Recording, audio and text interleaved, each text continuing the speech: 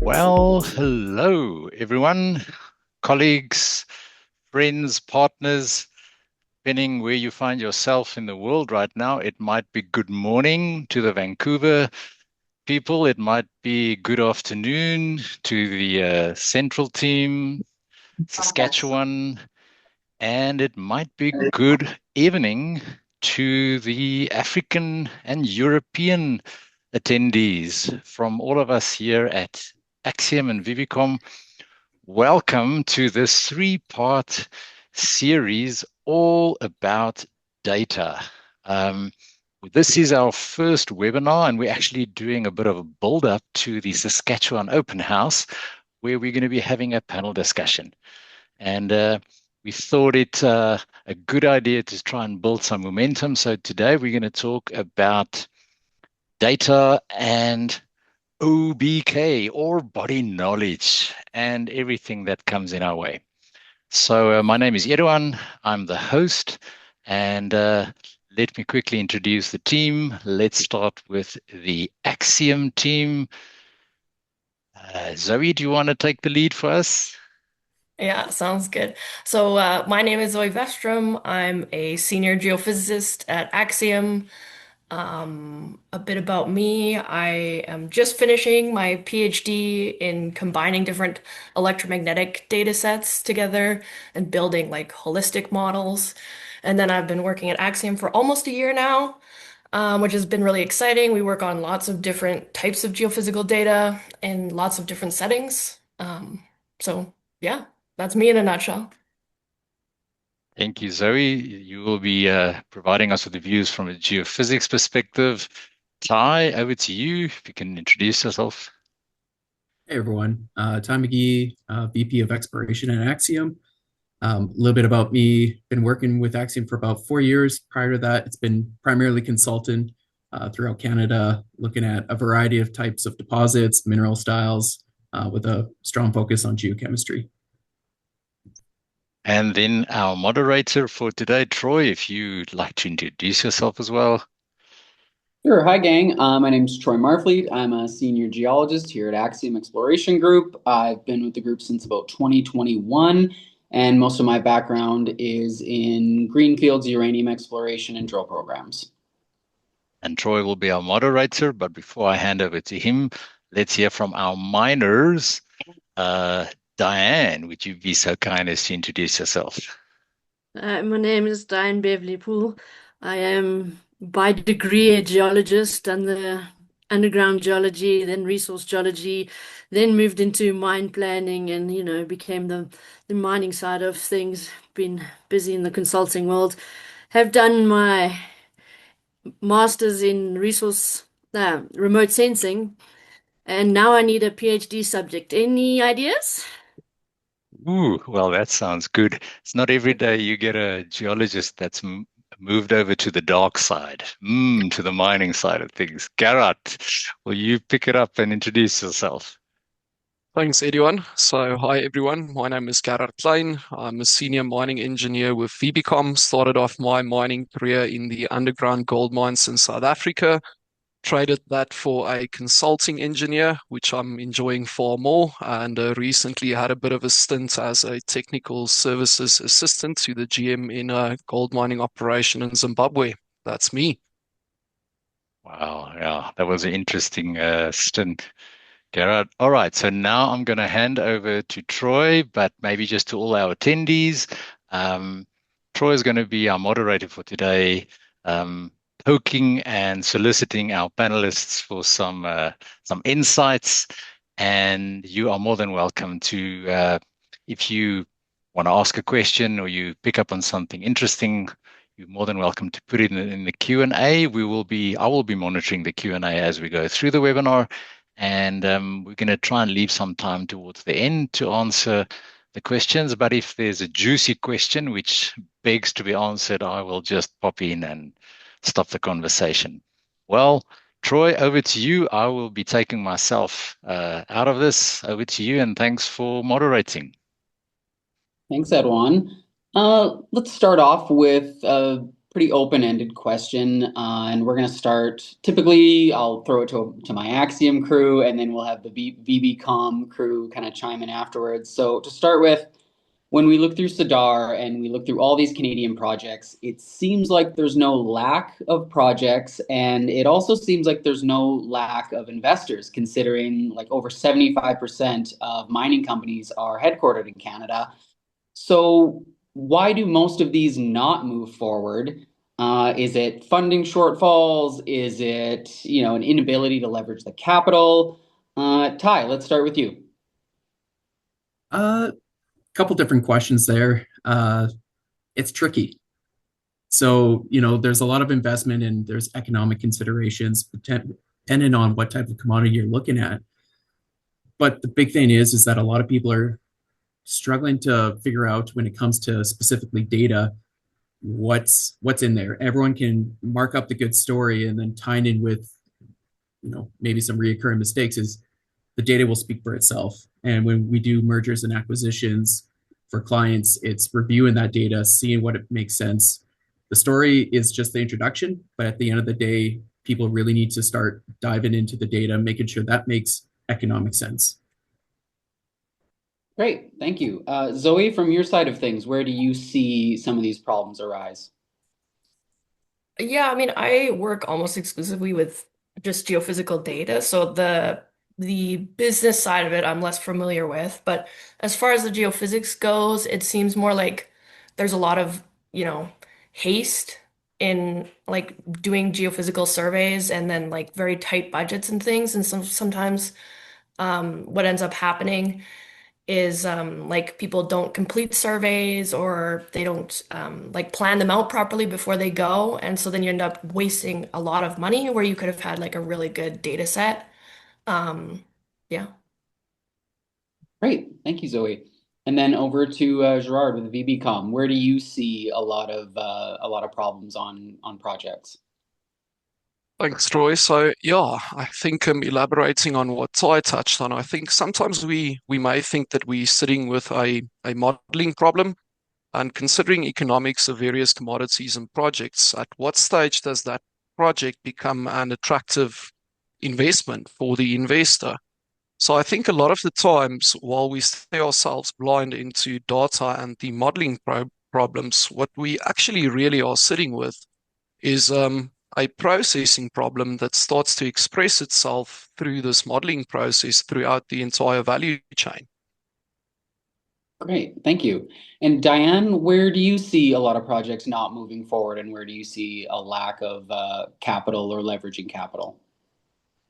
When you start off with the geology side of things, and this is usually the start of where the capital investment starts, and the drilling starts off small, big, it depends on how much investment is there.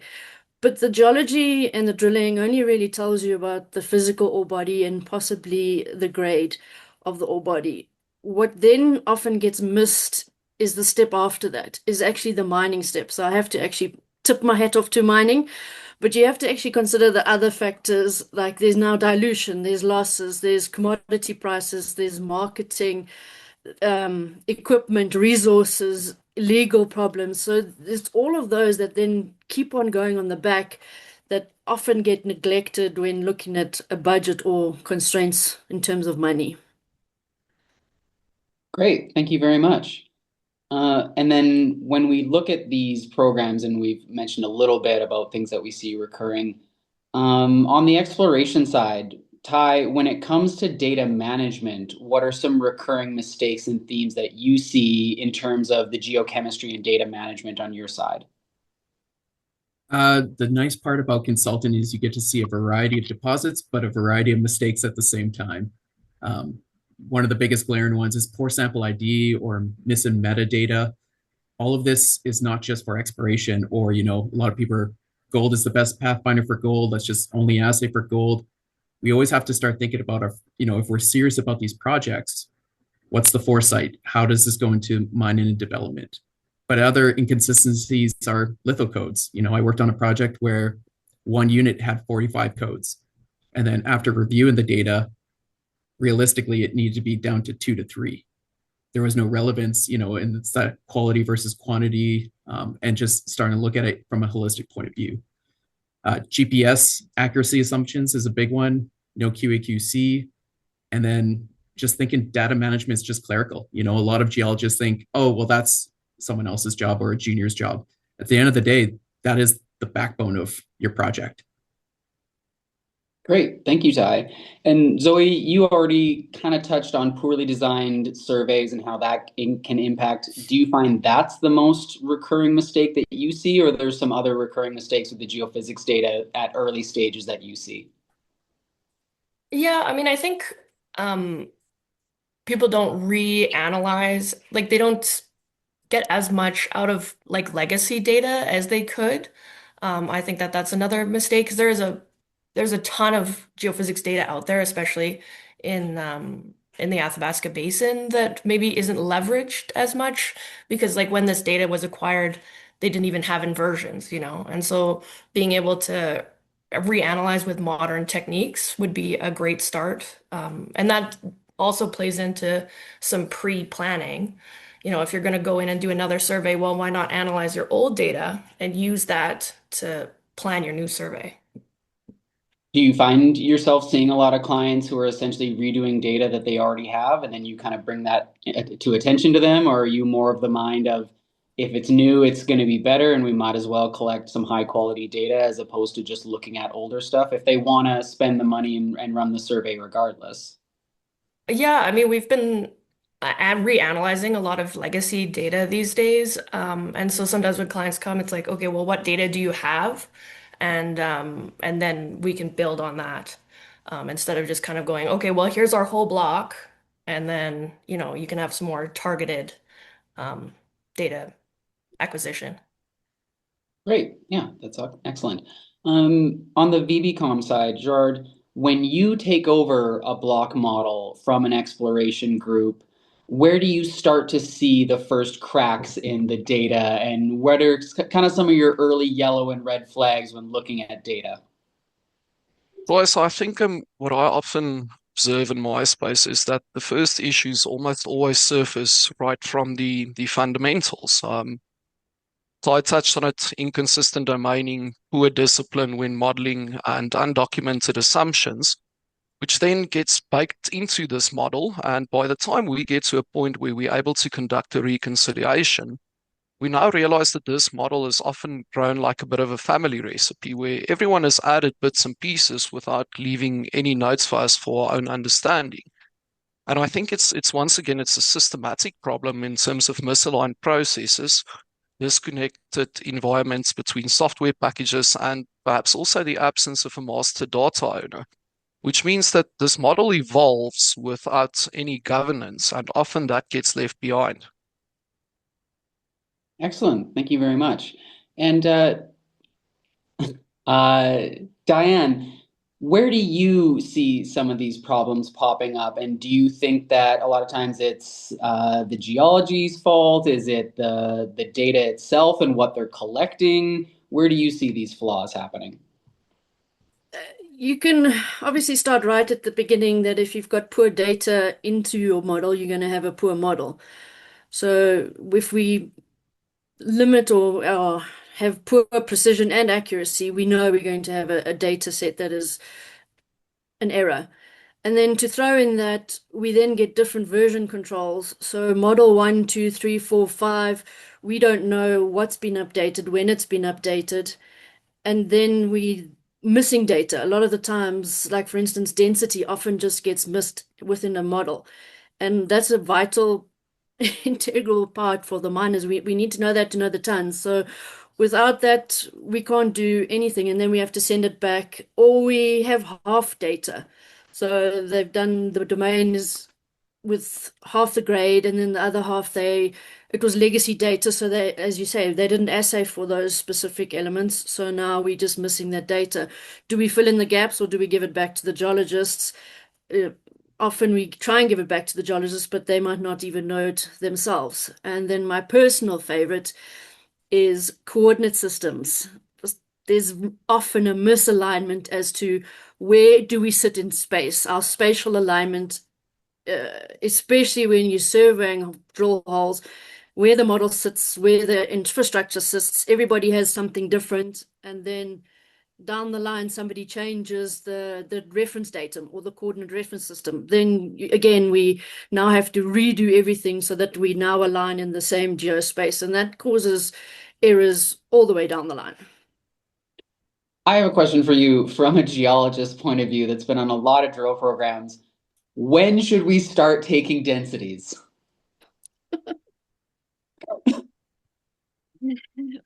As the geologist, I will give that you. It's a you question.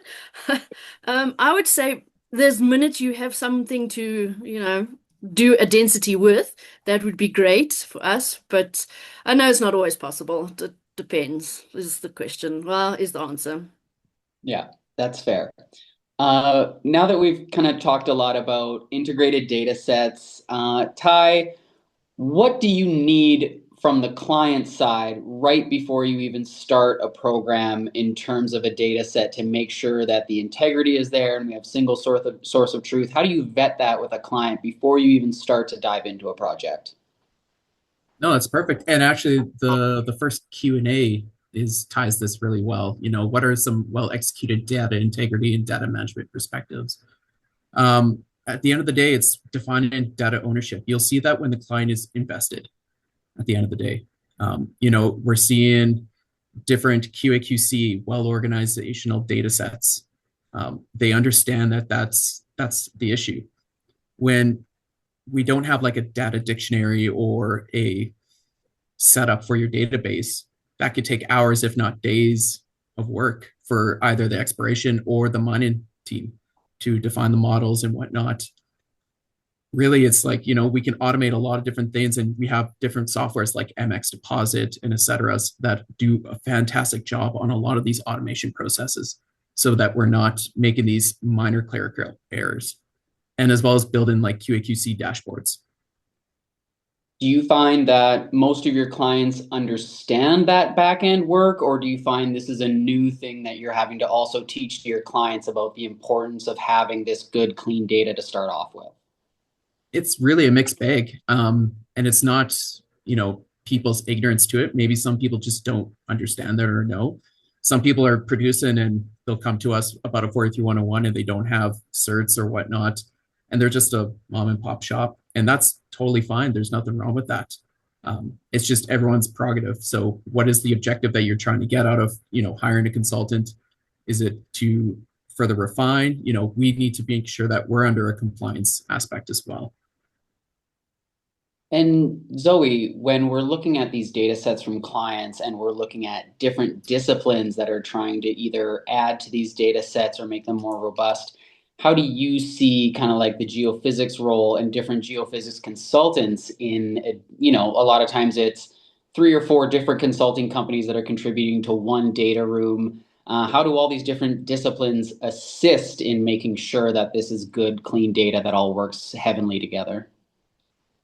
Yeah, I mean, I guess that's one of the big concerns about having, a lot of the time you hire a lot of different geophysics companies, and then you have like consultants on top of that, and then ultimately they go and they're interpreted mostly by geologists.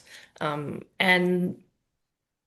that is definitely one of the big concerns is the data is not really integrated together very well. Um, and I think sometimes people like acquire data because it's like, oh, well, this worked well for these people, and so we're gonna get this, and that'll be solve all our problems. And it's never really, um, I guess, assessed like as it should be, if that makes sense. Yeah, do you find that there is a real kind of misrepresentation of those disciplines working together to make sure that all the data is being used efficiently? Or do you find that a lot of times there is that really strong disconnect on projects? Yeah, I'm not sure, to be Mm, honest. But we okay. do have like some projects where we go and we acquire some data and we put it in a report and then we kiss it goodbye and we hope that someone uses it properly at some point, Not your problem if that anymore. makes sense. Yeah. No, yeah, that's great. Thank you, Zoe. I hope it Gerard. is. Oh, no, yeah, that's Yeah, good. sorry. That's used. Gerard, when you start doing reserve estimation, how do these data sets become altered once they're in your hands? You know, what kind of changes do we see? So I think, Troy, just coming back to the previous question, which will lead on to the second portion of the discussion here, is my view is that once the data set leaves anyone's hand, and like Zoe rightfully said, you sort of kiss it goodbye and you hope for the best. I think it must remain traceable, auditable, and version controlled, whether it's from the client consultant interaction or sub-consultants. If that set of data cannot tell the story of how it actually got from the exploration model through to the mineral resource model through to the reserve, and finally into sort of a bankable mining schedule, then that single source of truth is already fractured by the time it actually reaches us in terms of doing the mining work. And I think in parallel to that, the biggest barriers once again is not necessary from a technical perspective. It's perhaps more of a behavioral perspective, because what we often find when the model reaches us is that there's a big delayed reconciliation. We only start picking up problems once we get to that stage. Comes back to also what Zay mentioned. You've got these parallel databases, and everyone's working on them at the very same time. And then, of course, we only start including metallurgy basically at number 99, and your mine planning is done in absolute isolation, which further contributes to this problem. And I think to pull any value forward, one must view it from a sort of a reservoir to a revenue mindset, if you want to call it that, integrating the geology, the metallurgy, and the mining as of day one. And to unlock that minimum viability in your life of mine plan, you just cannot do these tasks in isolation from each other. Great, thank you. And Diane, what do you have to add in terms of what you like to see out of data sets, what has to be changed about them, and how we can integrate more of these all throughout the process so that it's not being built in isolation? I think probably the most important thing is communication between the disciplines. A lot of the times, everybody is working in isolation, and that's where they remain. And as we've all discovered, you kiss the data goodbye, and it never comes back to you. Or when it does come back to you, it looks like a completely new data set. So there's clear miscommunication or no communication that happens. And then everybody has their own nuances in terms of how they code, how they work, what they're doing. But what I would call one thing, somebody else will call something else. And without the metadata or the traceability of this data and why you've called said item, said code, we will never be able to align or recon going forward to that. And then as mining engineers, our resolution of our data is often a lot bigger. We can't mine in such small half a meter by half a meter blocks, but for geology purposes, the resolution is required because you actually need to know what's going on. But again, I'm using a 6 meter bucket, a cube meter bucket. I can't now selectively mine out the half a meter seam that you've now put in. So yeah, it's a case of trying to understand each discipline and how they impact you. Because again, as Gerard said, we then go to processing, and now the processing plant has a maximum capacity and a maximum limit, and no one's considered this, but now the mine planning's in, the equipment's in, the model's in, but now we're limited and we're like, whoops, forgot about that. It's just communication right through, and project management is probably key when it comes to data integration. So yeah, if I can maybe jump in there, I think I like the way Diana's put this. When it gets to mining, it's not just consuming the data that's already available. It's actually a big stress test for that data set. And once that ore body starts meeting the reality through a mine design and through your footprints, your scheduling logic, and all your dilution models, then at that point in time, unfortunately, the geological data set's weak points become painfully visible. And at that point, it's often very late down the value chain to go back in the essence of time and budget to go and modify these things to get it into a workable model for the mining guys. Great, thank you for that addition.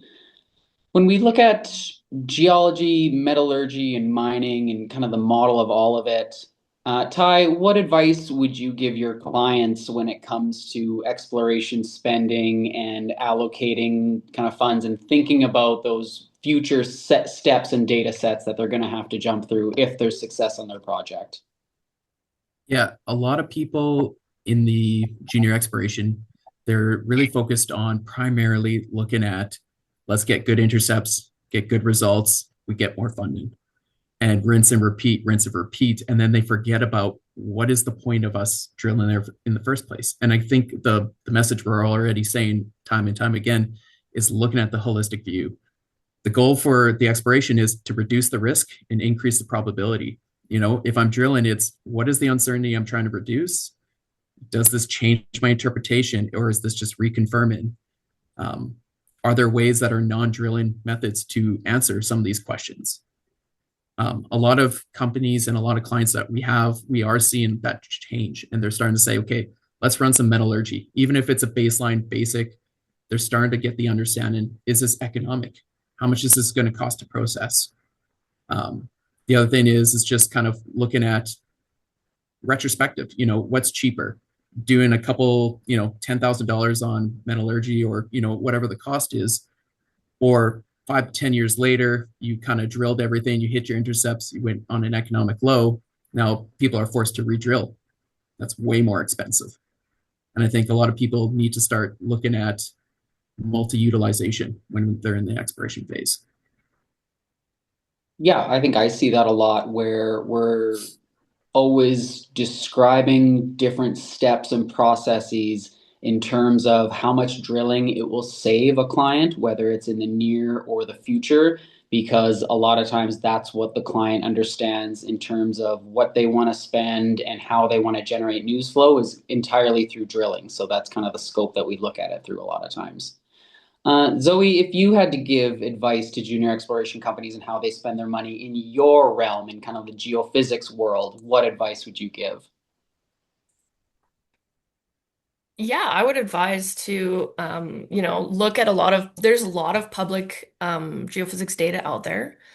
So start with public, and then once you, have an idea of your claim, contact a geophysicist and ask for advice.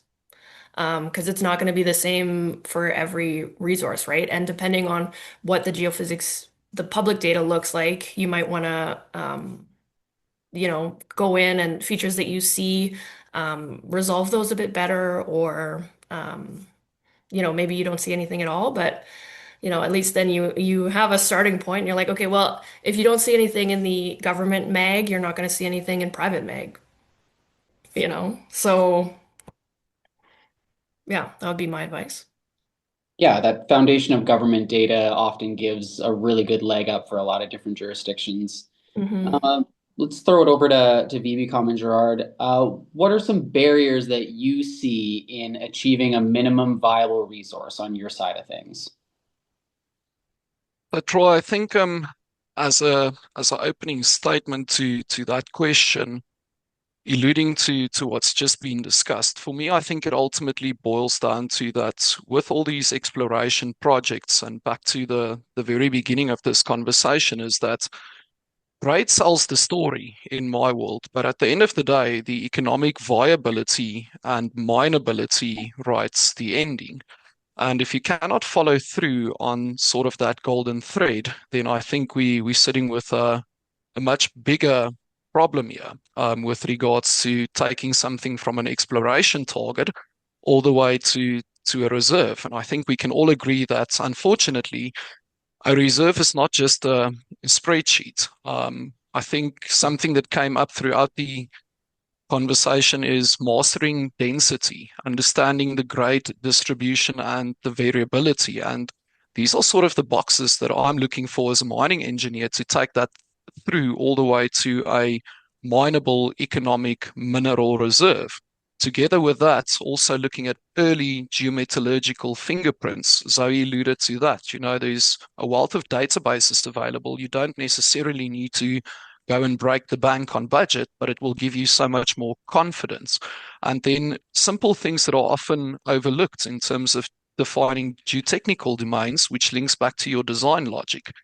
And then also assuming realistic mining and modifying factors, not just looking at the operation across the road or the property next to me and simply completing a copy and paste exercise, because every ore body is unique and every reserve will be unique. Absolutely. Thank you for that. And Diane, what data sets do you see as being really high value, but something that is often ignored early stage, something where value can really be pushed through a project? And we've already talked about density because that's an important one. Yeah, well, I mean, consistency, accuracy is key for us as mining engineers, and obviously to limit the redos. Every time we get a new version of a model or data set, we have to start again. And when you're looking at defining a reserve, it's not just looking at the natural state of the ore body. We now have to figure out, okay, what is the sorry, the legality, what technology is impacting us? Can we mine deeper? If not, does my mining rights allow me? Does my environmentals allow me? Is there a rare frog that now is sitting exactly where I need to go? And then, of course, there's also operational, which we all have to consider. So when we are dealing with data, our raw data or the block model that we receive, if we get it right the first time, then that helps us to avoid redoing, because every time you redo, the client just has to pay more. And then the other thing to that is a lot of the times as consultants, the client tells us they know better and then we must just do it. So regardless of what they say, I must use these modifying factors and this is what we use, but we sit there and go, and then they come back 2 weeks down the line and go, actually, we need to change the factors. And you're like, oh, okay, to the factors that I already previously told you to do. Okay, excellent. So it's a case, again, I suppose it comes down to communication, but you have to try and listen to voice of reason sometimes, which is often very difficult. And when you get data that you have to redo and clients that keep on coming back, it creates a version mess. Awesome. Thank you. And for our last topic, we're going to end with the question that everyone asks on every panel lately, which is AI. Ty, is AI the answer? Is AI the next bubble? And if AI is the next bubble, how do we insulate ourselves from a bubble like that popping? And how do we still use it as a tool, even when we see maybe a reduction in its hype? I'm going to be a fence setter or sitter right now on this. At the end of the day, and I love when a lot of people say this, it's like, it's going to replace the geologist jobs. It's going to do this. You need a cook in the kitchen. You can have all the fanciest tools. There's got to be someone to truly manipulate it. And, if you have bad data in AI, you might as well do astrology. It's the same thing. Good data in will equal good data out, and there's no replacement. I think AI is really good in assisting people with critical thinking, but it's not a replacement by any means. We're using AI to automate a lot of our stuff, and it gains really good insights in geochemistry that we could have overlooked or didn't have the time. And I think that's really good. But one thing I will like to point out is Geoscientists of Canada came out with a best practice and guidelines for AI.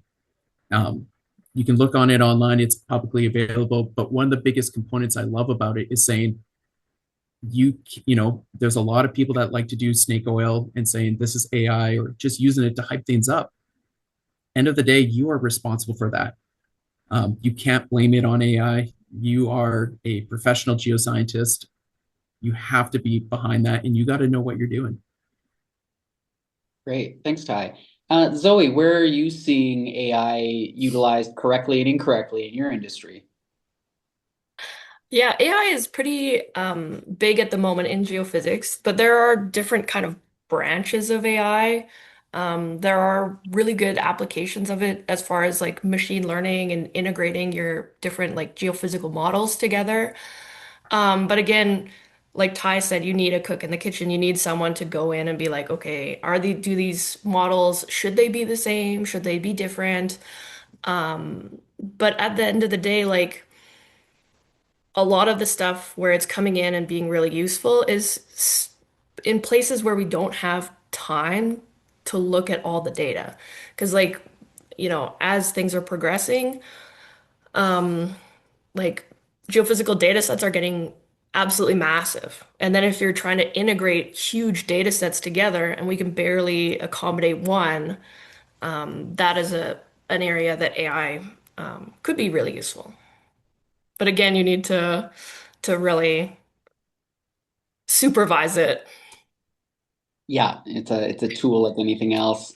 And from the VBCOM side, Gerard, do you see with an optimization in mining with AI, are there, certain tasks that are already in your head of thinking this can't be replaced or this can be replaced when it comes to mine engineering side of things?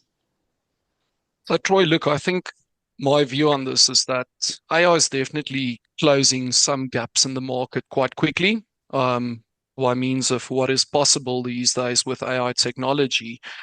Things like routine sequencing, repetitive tasks, handling large data sets, doing cutoff optimizations, haulage simulations, applying AI to tasks and processes which are to some extent already algorithm friendly, if I can call it that. I think there's definitely a big gap for that and a big need for it, especially in terms of time constraints, which we all often face. But with regards to full automation, I feel we're still quite a bit away. And the reason I'm saying that is I think that what we do is just not simple science and maths. It will always require a fair amount of practical judgment in an imperfect world with imperfect information. So I don't think the jobs are going extinct. I think it's perhaps just evolving from mining rock to perhaps mining data more. And I think what remains fundamentally human with regards to bringing AI into certain processes is ethical decision making and also having that operational intuition, which you can actually only gain via experience from having had boots on the ground. And so I alluded to it earlier. I think AI can most definitely optimize certain processes and make your life easier. It can optimize your mining plan for it. But at the end of the day, it cannot be kept accountable for that. Absolutely. Thank you. And Diane, to wrap things up, where do you see some of the advantages and more importantly, some of the pitfalls in relying on AI? AI has its pros, especially in mining. It can be very useful in predictive strategies, especially in safety, risk management, sustainability, even with the equipment, knowing what is the best and optimal time to change equipment, move equipment. All of that can be very useful with AI. But what AI does fail to do is that it doesn't have the creativity and the innovation that humans have.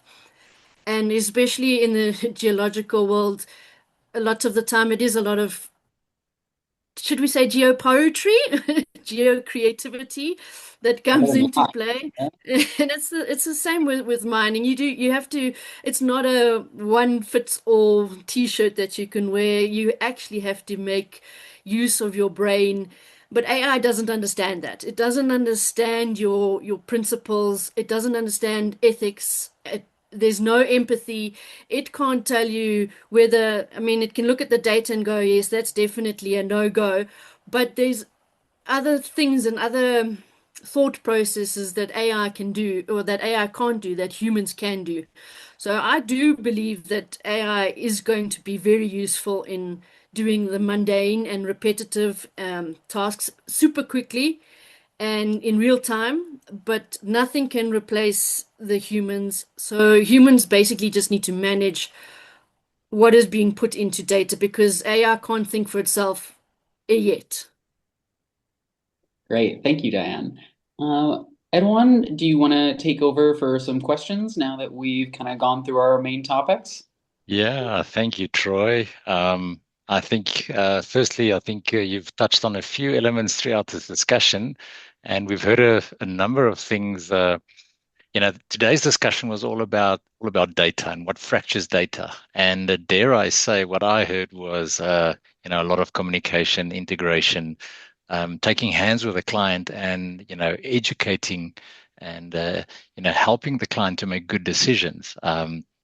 And really emphasizing custody and integration, and making sure that the version control is being done. So I think we had a question earlier about the skills to get it right and some good case studies.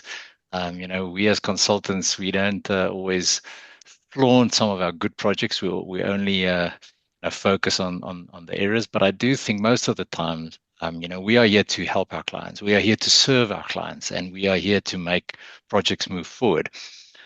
So yeah, thanks, Troy. Thanks for leading this discussion.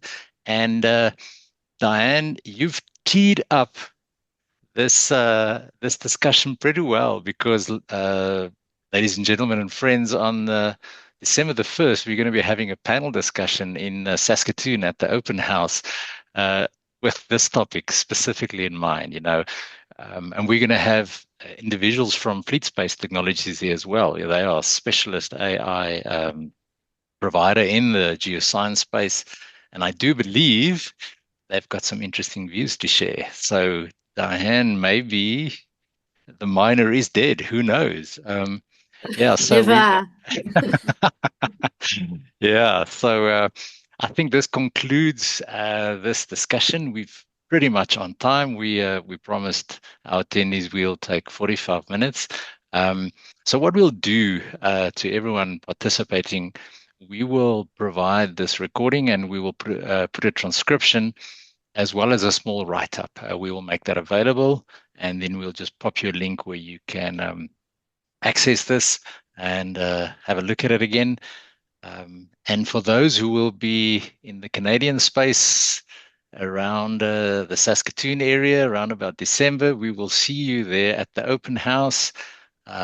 Do have a look on Axiom's website. They've got some nice mixes, cocktail events, and all sorts of good things going there. We look forward to meeting you there, seeing you there, and we will then be taking this discussion forward another step in part 2, where we'll be looking at AI, and we will be asking the question, where does the human element stop and where does the machine take over? And we'll learn some interesting things from Fleet and everything. So from my side, thank you. Thank you to the Axiom team. Troy, thank you for moderating. To the VBKOM team, thank you. And let's meet each other on the other side at open house and see where this discussion about data is going. And one day there might not be a need for a cook in the kitchen. Who knows? We'll just order Uber Eats, and the geology and the models bring it out. Have a great day for those still in the morning on the Vancouver side of things. Have a great day. For those of you in the Saskatoon and the central area, great afternoon. And for those in Europe, I see, and in Africa, well, time to go to bed or watch a movie. See you on that side. All the best. Cheers. Cheers, though. Thank you. Take care. Bye.